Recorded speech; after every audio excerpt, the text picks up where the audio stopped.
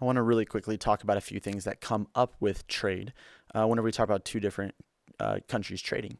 And one of those things is just the idea that there are sometimes barriers to trade. So there are people who are in favor of doing a lot of trading and some people who are against it. We'll take a look at that in a minute.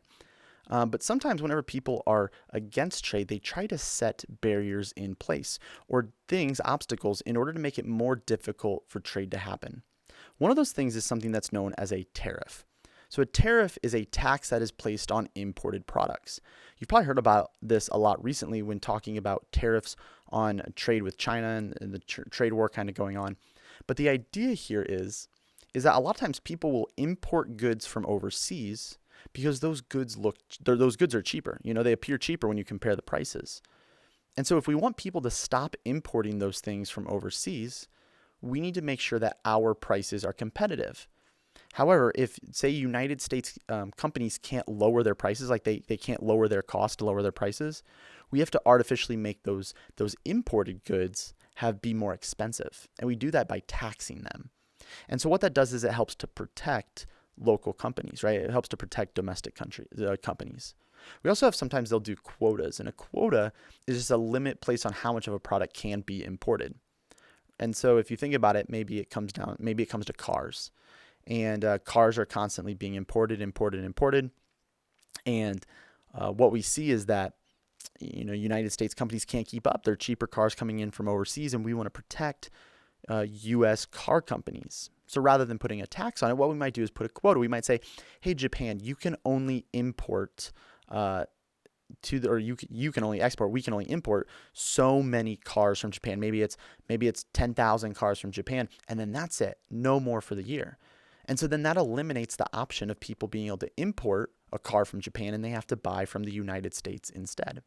And again, this is a lot of times these barriers to trade are all about trying to protect domestic business. And this brings us to the ideas like, what do we exactly do with barriers to trade? Because there's really these two sides that come down to it. It's this idea of protectionism versus free trade. Protectionism, the idea that we want to keep higher trade barriers. We want to keep those barriers in place in order to protect our economy, to protect our businesses. Now, free traders say, hey, we should eliminate those trade barriers, get rid of them, because by eliminating those and encouraging trade, it helps our economy to grow. We talked about that before, and we'll see a little bit more about that in a second. But again, like we said, protectionism's big argument is that we want to protect domestic businesses. Free traders are saying, but yeah, well, what if we kept prices down? If we are able to trade, we are able to get the cheapest prices for our consumers in the United States. And so protectionism, they would favor things like tariffs on those imported goods or maybe quotas. But we see free traders, they encourage different agreements, different trade agreements. One that's very well known is it's the deal formerly known as NAFTA. We'll talk about that in a minute because the United States is involved in a lot of free trade agreements. The United States has actually exclusive trade agreements with over 20 countries, including Australia, Israel, Bahrain, South Korea, and so many more. And famously, the United States has a trade agreement with between the United States, Mexico, and Canada that was known as NAFTA. NAFTA is the North American Free Trade Agreement, but it's recently been kind of recrafted into something known as the USMCA, which is the US, Mexico, Canada. So it's the United States, Mexico, Canadian Agreement. And what this did was it replaced NAFTA back in July of 2020 because it wanted to make some key changes. Some of the big things they did is they increased regulations for auto production. So one of the things they did is they implemented something that's known as like a local content requirement. And I think the number they put it at was like 75%. It was something like 75% of parts of a car must come from one of these three countries. And again, so that's to help imports in between, to help the economies of the United States, Mexico, and Canada all together. They're working together in that. It also implemented more protection for workers' rights. So that had a lot to do with like pay and things like that for workers.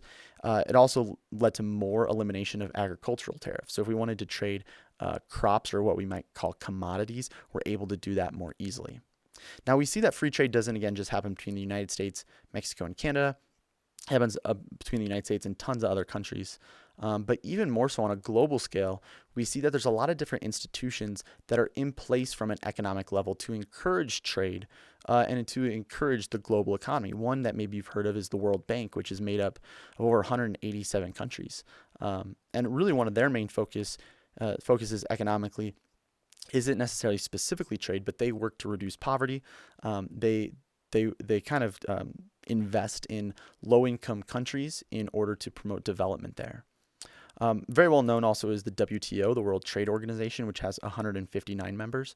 They work more specifically with trade to negotiate those trade agreements. If there's a dispute between two countries as they're trading, they're in charge of settling that. They establish rules for everyone to kind of play by so that we have a level playing field when it comes to trade.